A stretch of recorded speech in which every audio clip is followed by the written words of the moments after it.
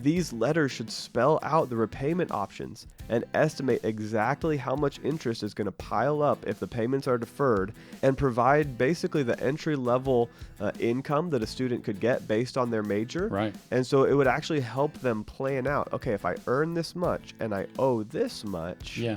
what is this going to look like in my life?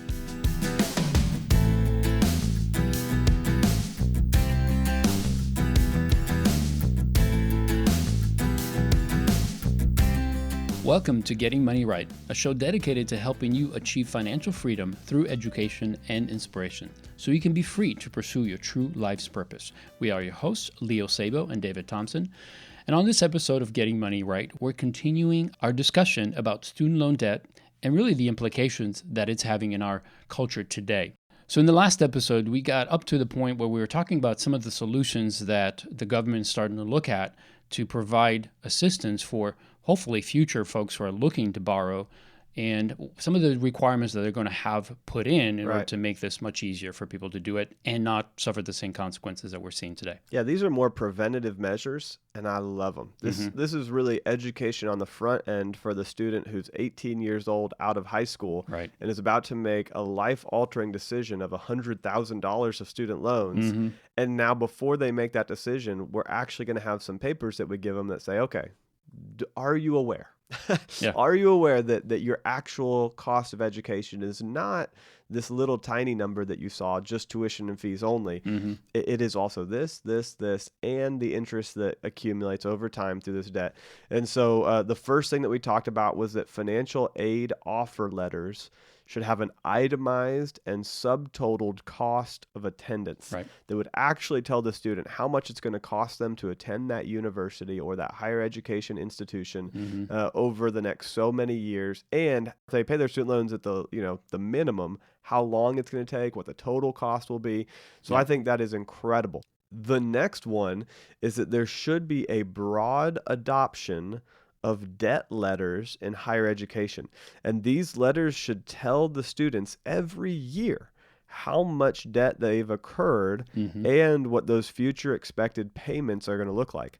Debt letters are already required in 12 states, but this should be required everywhere. In every state. Every state should be doing this every single year. These letters should spell out the repayment options and estimate exactly how much interest is going to pile up if the payments are deferred, and provide basically the entry-level income that a student could get based on their major. Right. And so it would actually help them plan out, okay, if I earn this much and I owe this much, what is this going to look like in my life? That's a really big deal. I remember when Ashley and I were dating and she was in college, and I said, hey, how much do you have in student loans?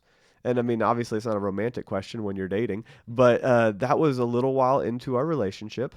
And as we went through that process, I discovered just how difficult it is to actually find out how much you have in student loans while you're in school. Yeah. Like it was like pulling teeth for her to go to the institution and try to find out what her exact student loan was, how much she owed currently to that institution of higher education. And so I was a little frustrated, and I love this idea that now every year a student would see, hey, you now owe us $10,000. You now owe us 15. You now owe us 35. And it would then grow every year, and you'd see the actual numbers, and it would tell you how long it's going to take with interest.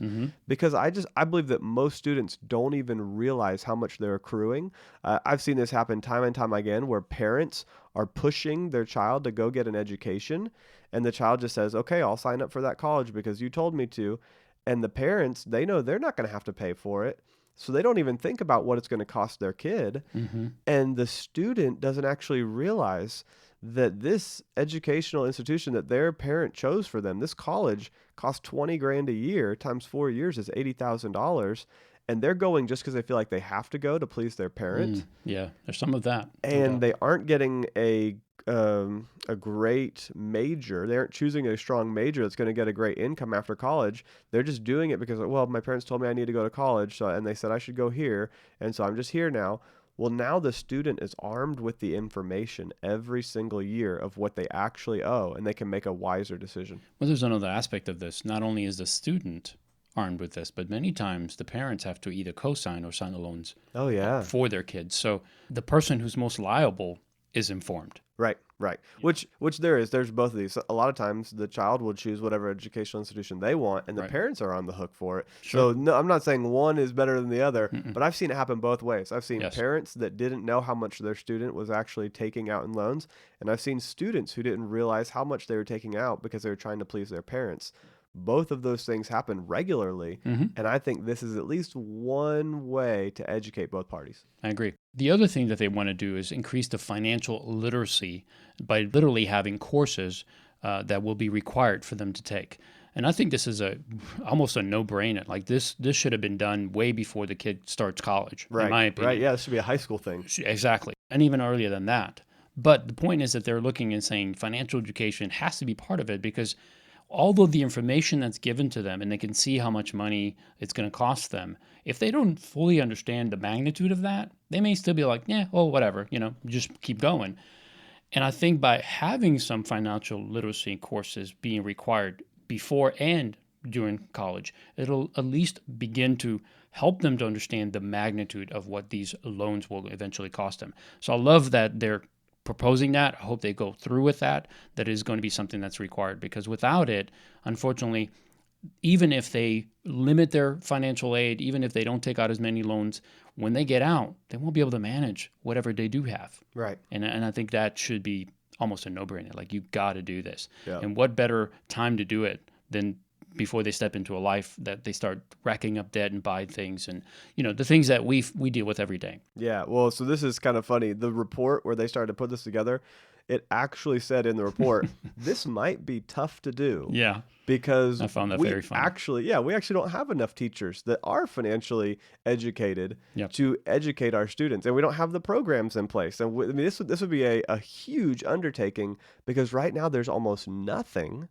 And so they would have a hard time they'd have to find alternative teachers and alternative education sources, which to me is wonderful, because Leo, that's you and me. That's right. We are an alternative education source to help people in this. Now, I'm not saying that we're going to start, a program to help college No, students. they just need to but they need to recommend be getting money searching for right in people. every college between now and Agreed. forever. Agreed. Every And college student should be settle it all. listening. It should actually be governmentally required. No, okay.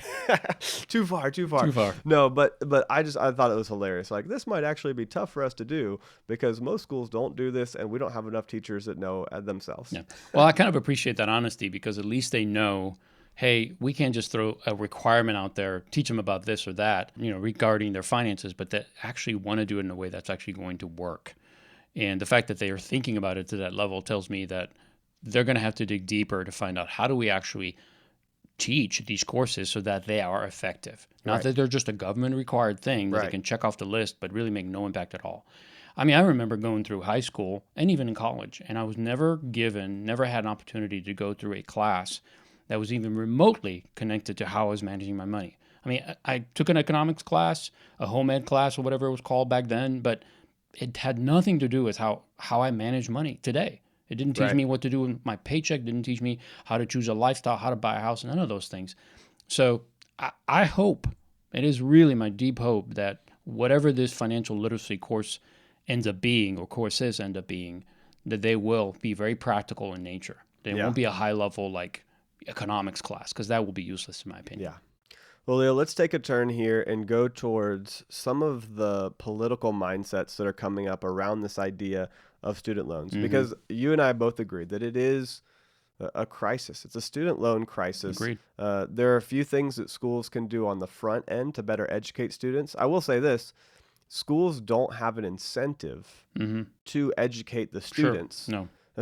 Which actually sounds really funny. Schools don't have an incentive to educate students, but they really don't. The incentive for the school is to get the student to take out as much student loan as possible, pay the school with that money, so the school has no liability issue, because Exactly. all the money has already been paid to them, Right. and now the student holds all the liability. So the school, if they educate students on financial literacy, they actually are going to earn less money. Yeah, it'll limit Right. the amount of income Right. that they get, because there's going to be less people taking less courses and less debt. Right. So there is not an incentive there. So we need to be aware of that. That measure, all those three things that we've just talked about, are not going to go cure all of this.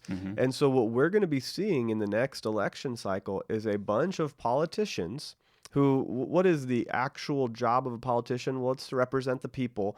But in order to represent the people, in their minds, the job is to collect as many votes as possible. Right. Because that's what allows them to get into an elected position and then to have power and authority to make decisions. And so on the front end of a political campaign, everything that happens in politics is around the idea of how do I garner votes. And when you look at $1.6 trillion of debt, you know that is affecting millions of students who are young and impressionable, and I don't mean that in a derogatory way. We're all impressionable, but they're just out of college. They have massive crushing student loan debt, and they have the ability to vote. Right. So you know that politicians are going to be speaking directly to these students, trying to win their hearts, to win their votes, to get themselves into office. So you got to realize sometimes they're going to say things that sound like they're in the best interest of the student or the best interest of the country, but really it's in the best interest of that politician because they're racking votes, not necessarily trying to serve people. So when this happens, you're going to see people who are desperate and financially hurting, and they're going to hear things from different politicians like, we want to forgive your loans. Right. We want to give you a free education. We want to make education accessible to everyone in every circumstance. Right. And these things sound wonderful. Sure. Forgiveness, free, equality. It sounds awesome. Like I'm like, wow, that's cool. How would that work? What does that look like? Yep. But we've got to go back to that economic principle that we talked about last week, is that there is no such thing as a free lunch. So somebody is going to pay for this. There is no such thing as a free education. And we talked about how individually you can pay for it with hard work in high school. You can pay for it by going through hundreds of hours of scholarships. You can pay for it by working 30 hours a week and going to school 30 hours a week. Right. You can pay for it through all these different ways. But what these politicians are offering is, we've got a way for somebody else to pay for it. You don't have to do anything. Right. In fact, you deserve it. The mindset of I deserve it. I was born, therefore I should have this. Right. I do believe that there are some rights that we are all born with. Sure. The right to life, the right to pursue happiness. Yes. There is equality. There should be equality. There should be a right, not something you have to fight for. Right, exactly. So I believe there are inalienable rights that are endowed to us through our Creator. Right. So I don't deny that. But is the right to a collegiate education one of those things that we should all immediately have? It's like, should I have the right to owning a car when I turn 18? Should I have the right to owning a house when I turn 30? Should I have the right to getting a free education in college? And this is going to be a major, major question. So let's look a little bit at one of the plans that's being tossed out there by one of the politicians. Yep. So Elizabeth Warren, who's a presidential candidate for the 2020 election, has proposed a plan, and it's really focused on student loan forgiveness, debt forgiveness, and to create a free tuition for education. And that sounds, like you said earlier, it sounds like a great idea. But as we dig into this, I think it's important to understand, how will this actually get accomplished? So here's some of the things that she's proposed. First is to cancel $50,000, up to $50,000 in student loan debt for everyone with household income under $100,000. Which is so attractive. Like, I would love to have, I would have actually stayed in school longer and I would have been less productive in the economy because I would have chosen to borrow more to get more education, which the argument on that would be good. Let him stay in school longer because he'll learn more and be more productive long term. But in that situation, instead of making the best choice for me and my family in that situation, I would have actually had an incentive to borrow more and to not push my way through and make as much. So some of the reverse incentives occur when you give someone $50,000. Right. All right. So anyway, I'm poking it already, and I shouldn't be. Keep going. The second one is to provide substantial debt cancellation for every person with household income between $100,000 and $250,000. And we'll talk about what that looks like. But it's really what it's saying is, the more you make, the less will be forgiven. Which sounds right, but let's look into what that really means. Another one is not making student loan paid taxes on the debt that is forgiven. currently it's set up to count as income when the government pays your student loan. Yeah. But they're talking about eliminating that altogether. Right. So it's not only free and it's not only forgiven, but you don't even have to pay taxes on it now. It's amazing. Which, if you think about it, when you have your debt settled or forgiven, I won't say forgiven, but settled for a credit card. So let's say you have a $25,000 credit card. You can't pay for it for a while. You settle for, let's say, 10 cents on the dollar. You pay $2,500, and now you have $22,500 that's forgiven. Well, that's going to be income to you the following tax year or that tax year. Right. So when it's time to do your taxes next year, you will have had an extra $22,500 as income, and you have to pay taxes on that. Right. They're talking about doing away with that amount Right. of taxes you would pay on the forgiven amount. Right. Which, again, sounds really great. Sounds wonderful. If you're in that position, you're like, man, I'm not only going to get my $50,000 debt forgiven, but I don't have to pay taxes on that. Right. And right. it's a double win. I mean, this is extremely appealing. If I were just out of college and had $50,000 of student loan debt, which many, many students do, I would be voting for this. Now, I'm saying that like I would be so incentivized to vote for this because I'm personally going to receive $50,000. That's 1 year of wages at a great income range. I mean, why would I not vote for that? Well, let's just also talk about the fact that that survey we talked about in the last episode of all the things I now have to put off to pay off this $50,000 loan. Right. I'm not going to get married for another 2 years. Right. There's so many things that this would cure right. in my life if I could have this free $50,000 gift. Right. So if somebody is attracted to this, I don't think they're weird. I don't think they're crazy. No, it's human nature. When I first hear about it, I'm interested and I want to learn more. I'm like, what does that actually mean to the country to do that? One of the other proposals that Elizabeth Warren made is to include private student loan debt as eligible for cancellation as well, which in the past that was not the case. The debt forgiveness program, which we'll talk about in the next episode, talks about and describes how you can actually do some things or serve in certain aspects of the industry in order to get your loan forgiven. But that does not apply to private loans. This is actually including it. So it's almost like everything that would make you disqualified for this is being taken off the table. And the last one is streamline the student loan debt forgiveness process using data and income information already available to the federal government. So it's taking that information to say, here's everyone that will be included in this debt forgiveness. And it's really to include more and more people, right? I mean, it sounds so great. Right. It sounds so great. And it's scaled up, so if you earn more than $250,000, you don't have access to it. But from $100,000 up to $250,000 in income, then it's scaled back a little bit. So the more you earn, the less benefit you get. So eventually to the place where once you earn $250,000 or more a year, then you don't get this benefit. Right. So we're starting to divide people right here. Right here. Yep. Some people deserve this. Some people deserve to not have it. And somebody is going to have to pay for it. So let's start to look at that. And before we dig into this further, I want to say that Senator Elizabeth Warren, from what I've seen over her career, she really has a heart to serve people. I have seen her desire to break up crime that happens in banking institutions. I've seen her desire to make sure that high interest payday loans that we've talked about on this show, that goes away, that there are laws put in place to protect people. I have seen her desire to protect and help people. So as we talk about this, my initial thought of, okay, Senator Elizabeth Warren is interested in helping people with their student loans, my initial bent is, I'm interested. Like, let's talk about it. Let me see what's happening, because this is somebody who, with integrity, I believe has dedicated their life to trying to help the little guy, the person who's struggling, the person who's not doing well. And it's admirable. And it's admirable. And it's very admirable. So this is not anything that we do in this episode. This is not to attack her through this, but this plan, let's begin to look at it and say, okay, what does it look like feasibly to actually do this? How would this stuff be funded?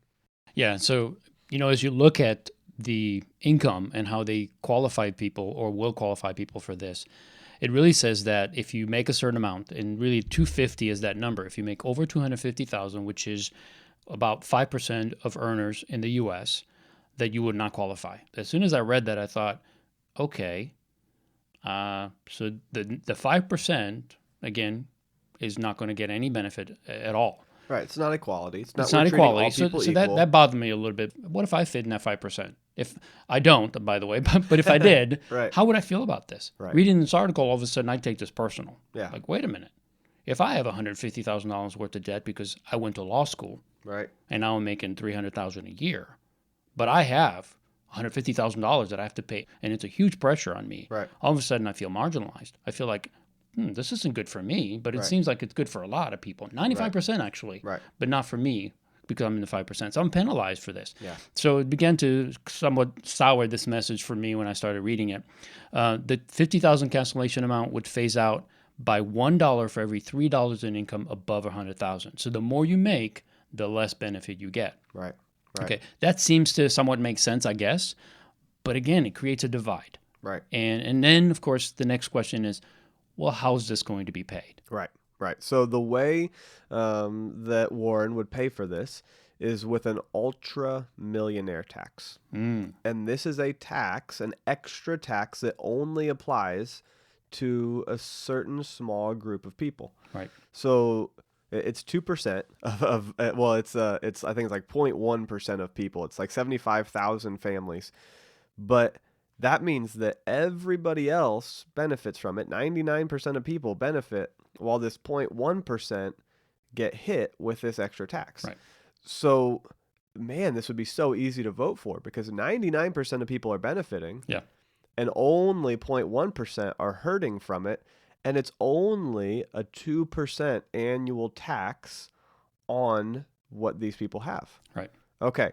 So when I think about a 2% tax, I think of the person who owns $50,000 a year. Mm-hmm. And I think, okay, because that's the median household income. Yeah.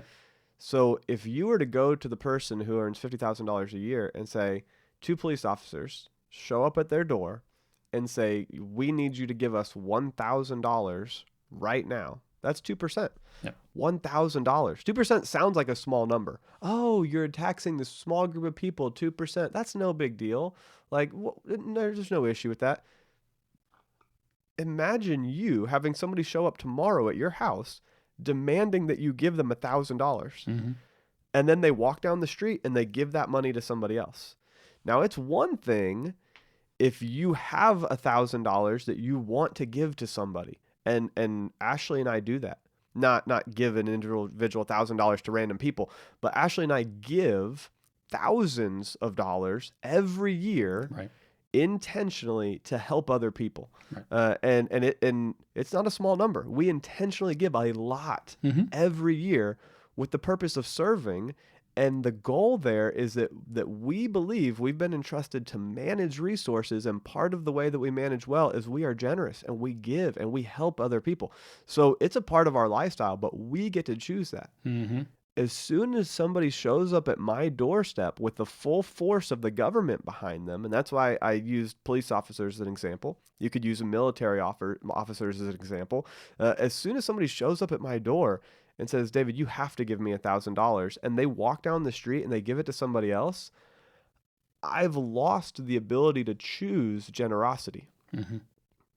And now I see it as theft. I see this as somebody coming and stealing from me to give to someone else. Now, it makes them feel great. In this example, and I love all police, so I'm not dogging the police here, but in this example, the police feel wonderful, right? Because they're like, well, look, we got to give away $1,000.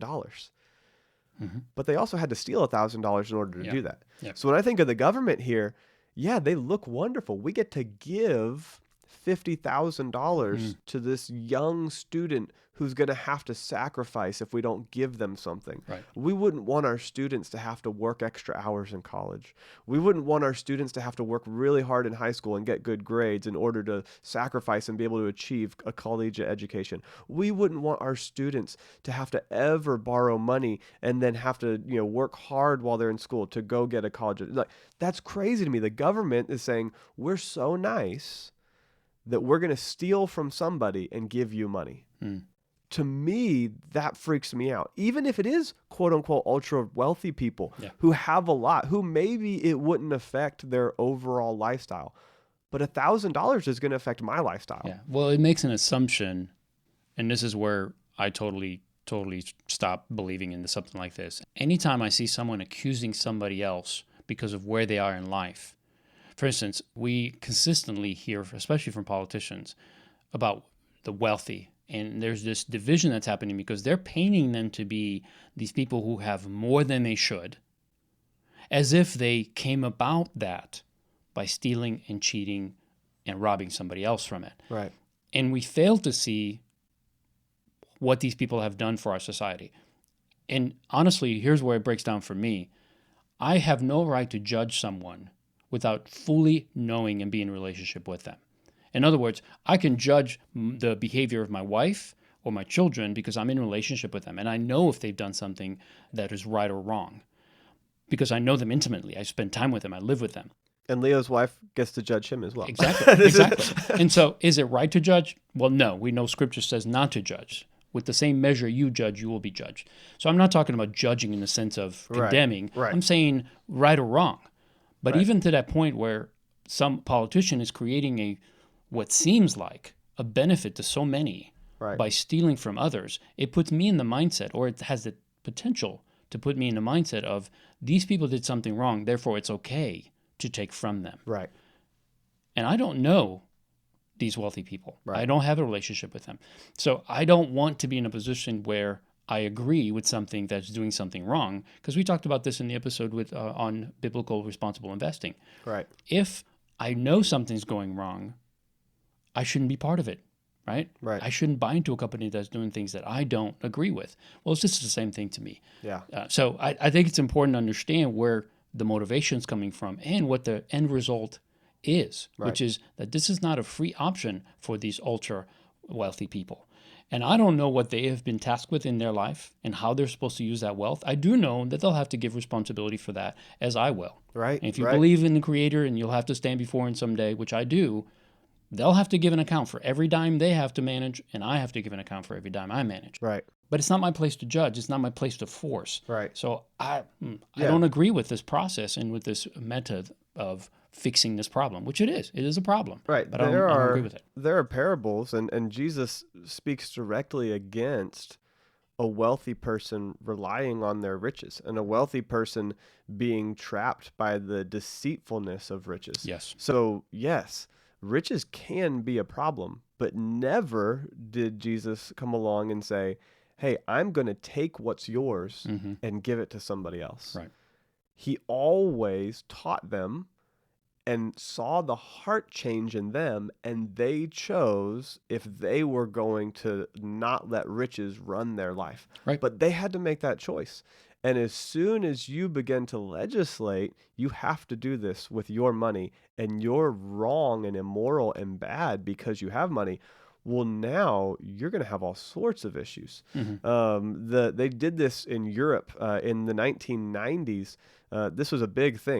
There were 12 countries in Europe that had a wealth tax. And today there's only 3. Wow. And in one country, in France, they saw 42,000 millionaires leave the country. Oh, wow.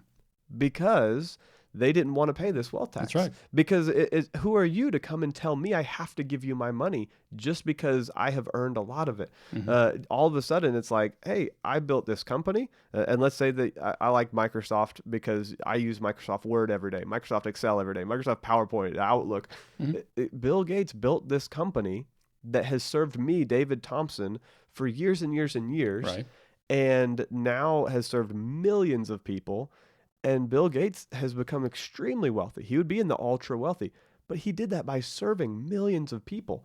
So now, for me, as one of those people that he served, to be angry at him and say, you have too much money, you're immoral, you have to give me some of your money, or you have to give my neighbor some of your money because my neighbor is in college.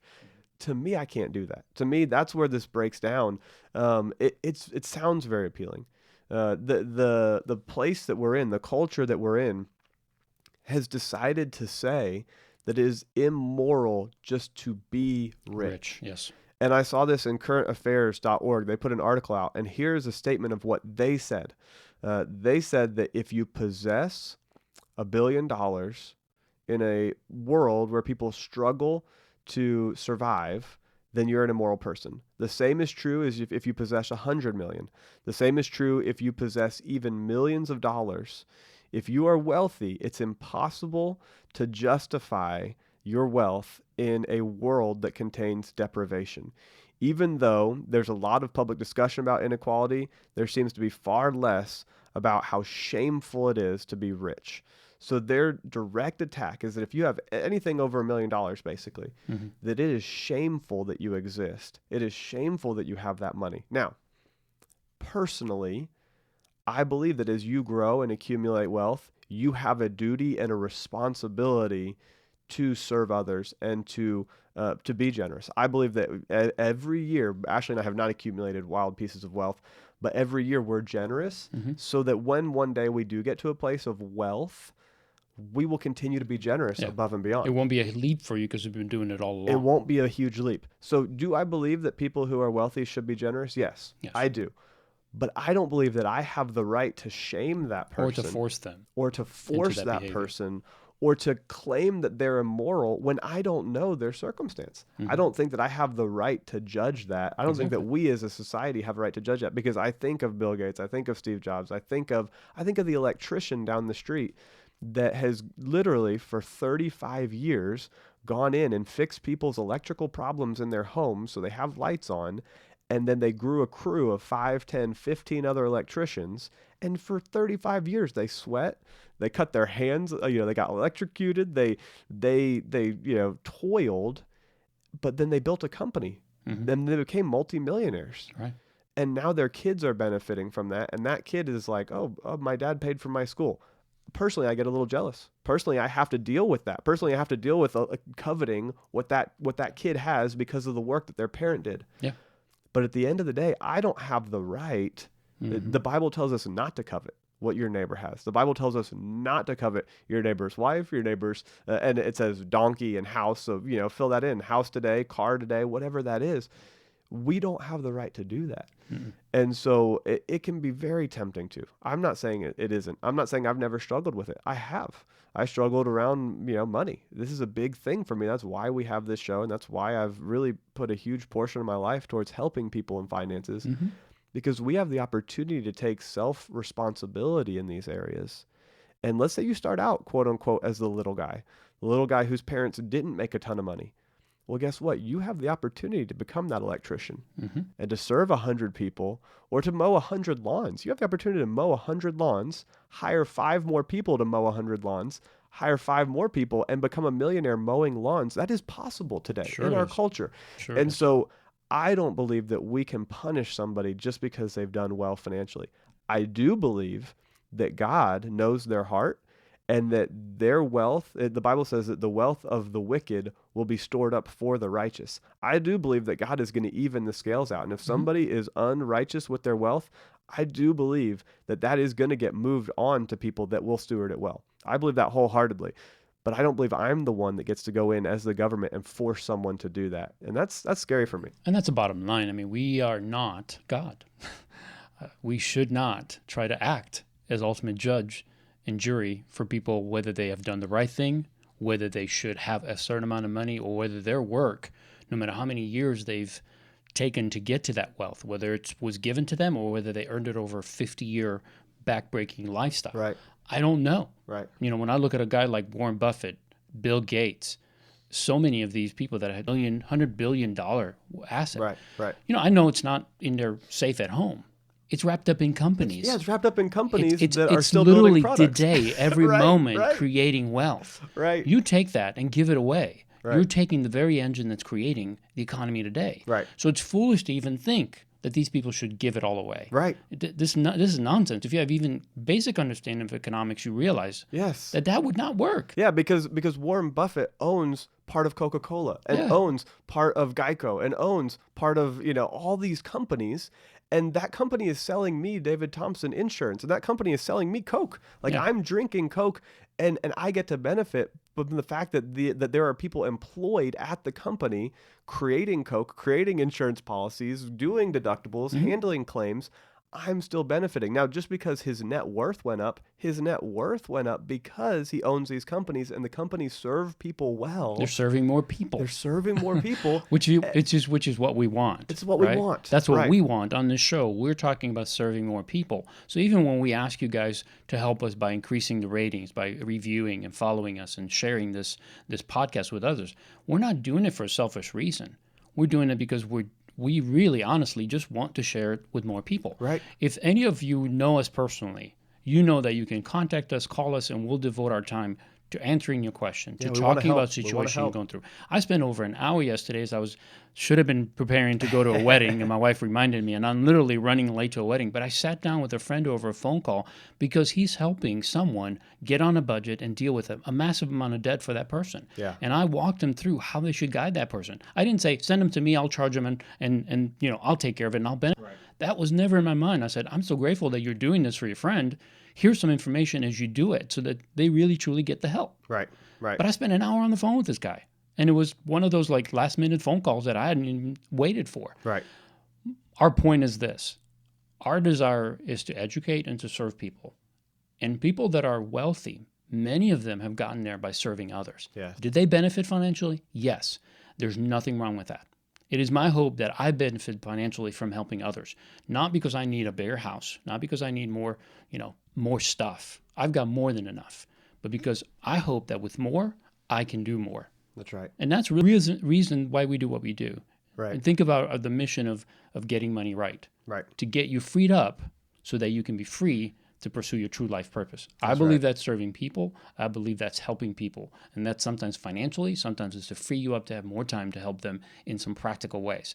And that's really what we're trying to get to with this episode is let's not stop shy of digging into the motives of why some of these things sound so appealing to us. Yes. And really get to the bottom of what's really going on here. Is this a good thing because it sounds good, or is there an ulterior motive?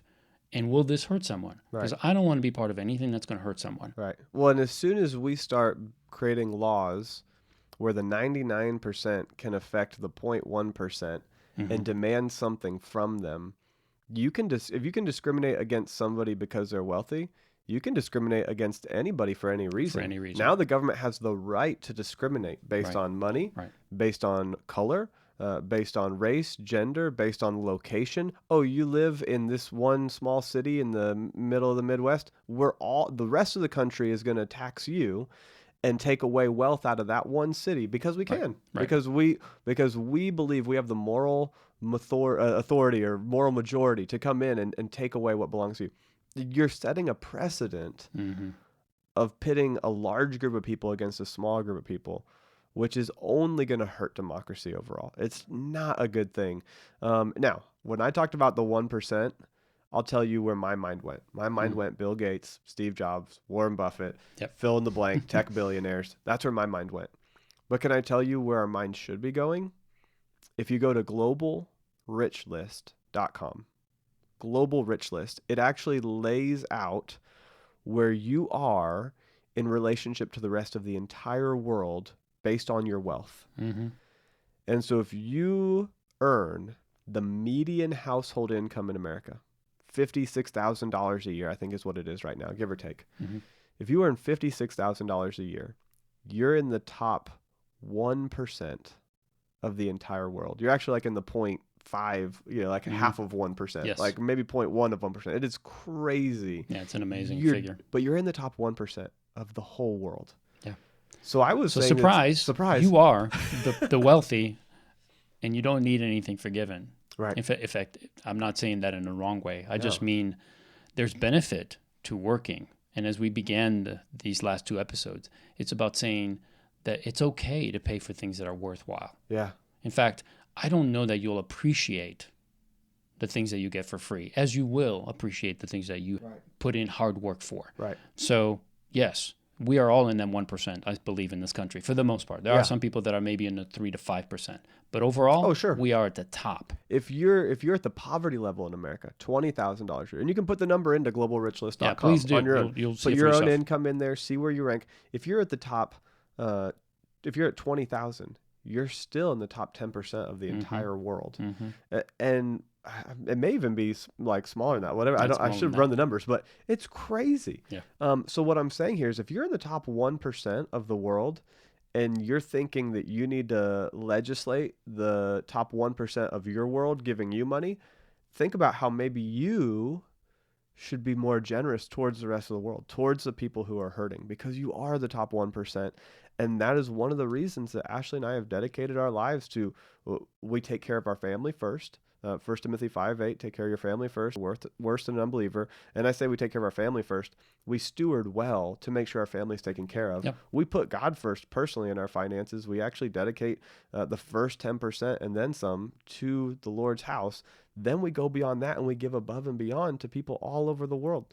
And so the reason we do that is because we believe it roots out selfishness. Our lives are not dedicated to growing our kingdom and growing our wealth and growing our home and our cars. Our lives are dedicated to helping other people. Mm-hmm. And if you're in the top 1% here in America, I mean, if you're at $56,000 a year, I would just challenge you. Don't try to legislate from somebody else. Start figuring out what you can do to be generous with other people. And let God deal with these other people that are in the billionaire status or in the tens of millions of dollars status. Agreed. Well, we have definitely gone a little bit longer than we normally do, but instead of making 2 shows out of this, we wanted to close this out. So thank you for your patience to listen through this podcast. We are grateful for commitment to just continue to listen and share. And as you do that, would you please help us to reach more people by helping us to reach that milestone of 150 reviews on iTunes. It would be great for us to be able to reach more people, and that's the algorithm that unfortunately puts us in a higher category so more and more people see getting money right. It's not about our ego. It's not about putting us in a higher position. That has nothing to do with it. It's really about our show getting out there and helping more people. So would you help us do that? Yeah, and I'd encourage you to go to leosabo.com and just go over to the About page and click on My Story and read Leo's story. Read about, how he got to where he is today, the things that he's done, the people that he's serving. Click from there on to what people are saying and see the testimonies of people whose lives are being impacted by his personal coaching, by the podcast, by the business things that he does to serve others. You'll get to see the heart, because that's what we want, is just for you to see a little bit of the history. So check out leosabo.com. Go to the About page, learn a little bit more. Go to stewardshipPastors.com. Click on our team. If you go one below that to see the Stewardship Ministry pictures, you can see pictures of people all over the world. These are leaders that are learning about personal finances from a biblical perspective, which really means generosity. It means savings. Servitude. It means servitude. It means having a written plan in place. I mean, these are good values. So you're seeing leaders there from all over the world, in Israel, in Taiwan, in Japan, in Romania. There are pictures of people all over the country and all over the world that are learning these things in order to share it with other people and help them personally. And so go to stewardshippastors.com, look under the Our Team tab at all the pictures of the cool things that are happening around the world. Go to leosabo.com, click on the About page, read his story. It's simple, it's maybe a page or 2 of dialogue, but it's so good to see what's happening as we, and I say we, not just Leo and I, but we, you, the listening audience, we together as a body of people, we go out and we serve others with these financial principles. Lives change. Yeah. And this is not about money. This is about you being freed up to pursue your true life's purpose. So leosabo.com, stewardshippastors.com. We're so grateful that you spend time with us. Please share. Please let other people know what's going on. And we look forward to having you join us next time so that together we can keep getting money right.